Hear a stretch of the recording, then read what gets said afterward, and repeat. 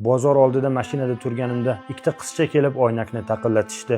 Ha qizing. Tog'ajon, salfetka oling. Yo'q, rahmat. O'zimizda salfetka bor edi-da. Rahmat, kerak emas. Dadam operatsiyasiga pul yig'yotgandik. Dadangizga nima bo'ldi? Dadam jigar sirrozi bo'lib qoldilar. Shunga salfetka sotib pul yig'yotgandik. Umuman pulimiz qolmay qoldi. To'g'risi ularni bu gapidan keyin g'alati bo'lib ketdim.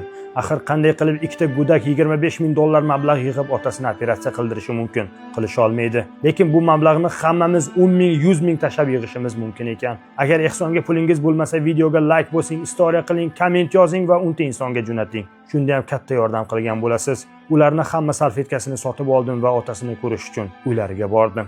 Mana tog'a, dadamning ahvollari, qorinlari shishadi, oyoqlari shishadi. Har doim biza pul topsak, shu olishga ketadi. Biza salfetka sotib, umuman pul yig'olmaymiz. Mashinalarga yig'lab boramiz, lekin ular pul bermaydi. Pul yig'olmadik, mablag' to'plolmadik. Iltimos yordam bering. Biz umuman yordam bera olmaymiz. Umuman yonimizga pul ham yo'q. Yaxshi ko'raman. Do'stlar, hozir biz Qashqadaryo viloyati Kitob tumanidamiz. Bekzod akamiz jigar sirroz bilan og'riganlar. Akamizni 3 ta voyaga yetmagan farzandi bor. Ayollari bularga donor bo'ladilar. Keling, mana shu videoni bir haftaga qo'yib beramiz. Mablag' yig'ilsa, qancha summa yig'ildi 7 kundan keyin albatta sizga отчетini beramiz.